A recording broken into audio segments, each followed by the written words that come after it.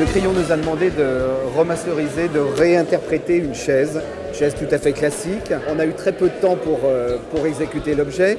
Moi, ce qui m'a semblé important, c'est d'évoquer ce que pourrait être pour moi le Crayon aujourd'hui. C'est-à-dire à la fois la tradition française et la modernité d'aujourd'hui. La chaise, dans sa forme classique, est restée, mais la garniture a un peu fondu. Dedans, on dirait un animal qui s'est accroché. En fait, c'est ma sensualité personnelle, dans la rondeur, dans la douceur et dans le tactile. C'est ce qui m'a semblé important. Crayon, ça représente le luxe extrême. J'ai reçu cette chaise très jolie. Je souhaiterais le rendre extrêmement extravagante. Et donc, je pensais à Marie-Antoinette et je l'ai plein de fois Tintin au Congo. Donc, j'ai combiné les deux choses ensemble. On a mis des peaux panthères par-dessus, la plume autriche, tous les motifs africains. Et je crois que ce mélange, c'est contemporain également.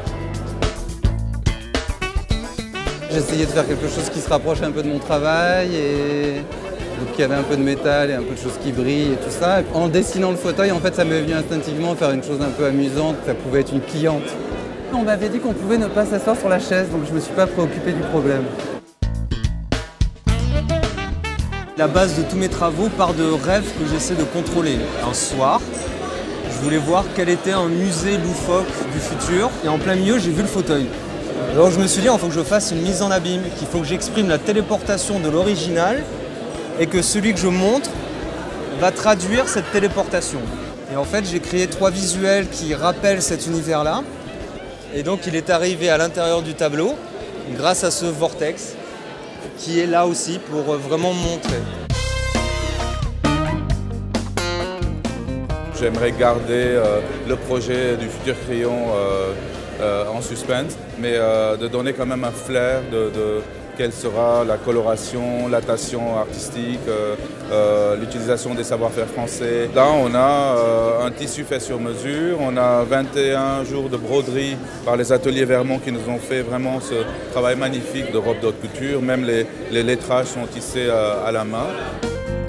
Ce qui m'importait, c'était par rapport à cette histoire, cette page qui se tourne sur le crayon, conserver l'identité d'origine. Je voulais gagner en effort d'ergonomie, en confort, donc je l'ai juste surélevé de 5 cm.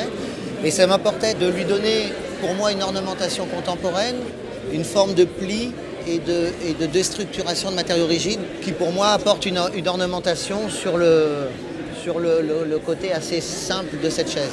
Pour moi, là, cette chaise représente le passé et à la fois par mon intervention représente une espèce de futur et de contemporanité. Nous avons voulu prolonger ce fauteuil, qu'il devienne conversation et surtout qu'il raconte l'histoire de collaboration de plusieurs talents qui vont perpétuer l'esprit français ici et inscrire l'histoire du futur Crayon tous ensemble. Tout ça se passe sous une thématique qui est que la star, c'est le crayon. Parce que c'est dans ce lieu qu'on retrouve aussi beaucoup de savoir-faire et d'excellence et qu'on retrouve une mémoire assez importante de l'histoire de France, mais aussi l'histoire des arts décoratifs. Et on a décidé de broder ici un hommage au crayon aussi en faisant introduire le C de l'acanthe du C.